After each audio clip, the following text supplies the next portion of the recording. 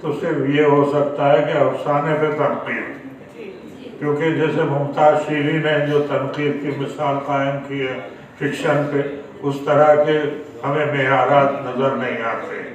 تو یہ ضرورت ہے کہ تنقید جو افسانے پہ کی جائے اس کے بھی جو ہے کچھ ایسے پیرامیٹر جو ہیں وہ مقرر کیے جائیں، اور جو نیا افسانے کا جو رجحان چل رہا ہے عالمی سطح پر اس کو بھی دیکھا جائے کہ بھائی اگر مارکیز ہے یا بورخیز ہے یا موراکامی ہے تو ان کے لیے جو آپ جس طرح سوچتے ہیں تو آپ کے یہاں اس طرح کے تجربے کیوں نہیں ہوتے.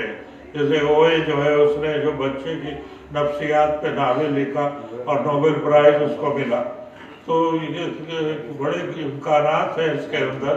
نقاد کو بھی چاہیے کہ وہ افسانے کے اندر جو امکانات ہیں ان کو اجاگر کرے، اور یہ بھی ساتھ ساتھ بتاتا چلے کہ ایک ہی افسانہ نگار افسانہ بھی لکھ سکتا ہے اور کہانی بھی لکھ سکتا ہے، اور وہ اور یہ کہ وہ یعنی سمبولک جو ہے وہ کہانی بھی وہ لکھ سکتا ہے. جیسے آپ دیکھیے کہ انتظار حسین نے زرد آدمی اور آخری آدمی، زرد کتا اور آخری آدمی، یہ افسانے ان کے جو ہے وہ علامتی افسانے ہیں. اور اس کے علاوہ جو انہوں نے لکھے ہیں وہ سب آپ کے سامنے ہی ہیں کہ پورے کلچر کو انہوں نے جو ہے وہ اس میں پیش کیا ہے. تو یہ ہے کہ آپ نقاد سے یہ ضرور توقع رکھیں اور مطالبہ کریں کہ وہ اردو افسانے کی تنقید کی طرف توجہ دے، جس سے تخلیق کے راہیں استوار ہیں. ان کو یہ نہیں کہہ سکتے کہ صرف تھیوری کی بنیاد پر ہم نے غور و خوض کیا ہے. تو اس لحاظ سے یہ بہت ہی کامیاب کانفرنس رہی کہ اس سے آئندہ کے لیے بھی لائے عمل سوچنے کے راستے استوار ہوں گے. اب جو بات آئی ہے سامنے تو اس کا عملی صورت اس کی کیا بنائی جائے، یعنی یہ کہ کیا اسی فورم کے تحت کوئی ایسا گروپ بنایا جائے کہ جو نئے لکھنے والوں کو اپنی طرف متوجہ کرے اور انہیں سینئرز کے حوالے سے اور ان کے رخصت جو مختلف ان کے زاویے ہیں ان کے ذریعے انہیں جو ہے وہ تقریب دے، لکھنے کی طرف ترغیب دے.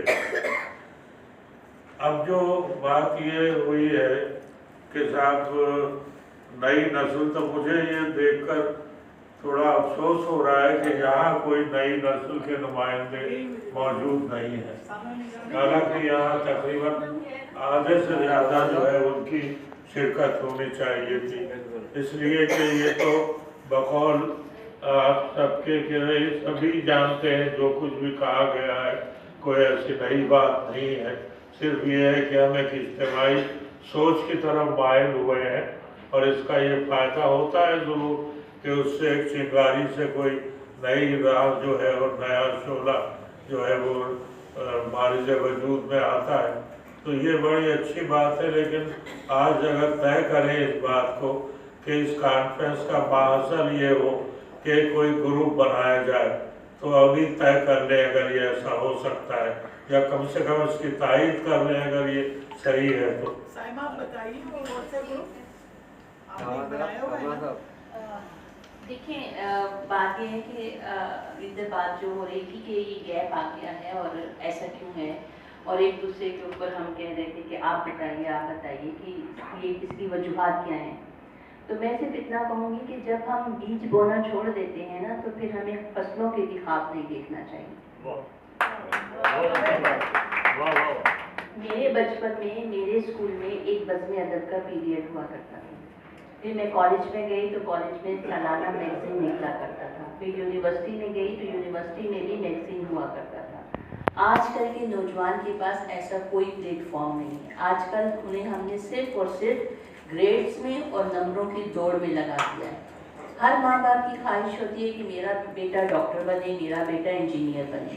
کوئی ماں باپ جن کے بچے اردو ادب میں ماسٹرز کرتے ہیں وہ کہتے ہیں یہ اس نے کیا سبجیکٹ لے لیا، وہ اس بچے کو گھر سے ہی ڈی گریڈ کرنا شروع کر دیتے ہیں. جو بچے فنون لطیفہ میں جاتے ہیں یا ان کو چوز کرتے ہیں گھر والے ہی ان کو ڈسکریج کرتے ہیں، کہتے ہیں یہ سب سے نکما تھا، اس نے اردو ادب میں ایم اے کر لیا، ٹھیک ہے۔ تو ہم لوگوں نے یہ جو طبقاتی کشمکش میں بچوں کو مبتلا کر کے نئے بیج بونا چھوڑ دیے ہیں، آج ہم اس کی سزا کاٹ رہے ہیں۔ اس کے لیے یہی ہے، اس کا سد باب یہی ہے کہ یہ کانفرنس ہم نے یہاں پہ منعقد کی ہے، اب یہ کارواں اسکولوں میں، کالجز میں اور یونیورسٹیز میں جائے گا۔ وہاں پر جا کر ہم بچوں کو بتائیں گے، ٹھیک ہے آج کل پی ٹی وی کوئی نہیں دیکھتا، نیٹ فلیکس سب کے موبائل میں ہے، لیکن پی ٹی وی کے بھی دل دادا ابھی بھی موجود ہیں۔ جب ہم لوگ کو کوئی کمپٹیشن ہی نہیں ڈیولپ کریں گے، لوگ بچوں کو بتائیں گے نہیں تو ان کو نہیں پتہ چلے گا۔ کہنے کی بات اتنی ہے کہ ہم نے اپنا کام نہیں کیا، وہ کہتے ہیں نا جب جاگو جگی سویرا، تو اب ہم لوگ جاگ گئے ہیں۔ اب انشاءاللہ ہم لوگ ہر سال آپ لوگوں کے تعاون سے، میں کچھ بھی نہیں، میرے جتنے سینئرز یہاں پہ بیٹھے ہوئے ہیں ان کے مشوروں سے، ان کے تعاون سے ہم ہر سال افسانہ سالگرہ منایا کریں، افسانے کو ہم یاد رکھیں گے، افسانہ نگاروں کو لے کے آئیں گے۔ اور جہاں تک ان کی تربیت کی بات ہے تو ہم نے ایک پیج بنایا ہوا ہے سوشل میڈیا کو بھی یوز کرتے ہوئے، اس پیج پہ سب لوگ افسانے ڈالتے ہیں، پھر اس افسانے پہ بات ہوتی ہے، اس پہ تبصرہ ہوتا ہے، اور کسی کو استاد کا درجہ دیا ہوا ہے، جیسے رحمان نشاط صاحب، ہر افسانہ نگار یہ کہتا ہے رحمان صاحب آپ ہمارے افسانے پہ ضرور تبصرہ کیجیے۔ جو لوگ علامتی افسانہ لکھتے ہیں وہ فیصل زرغام سے کہتے ہیں۔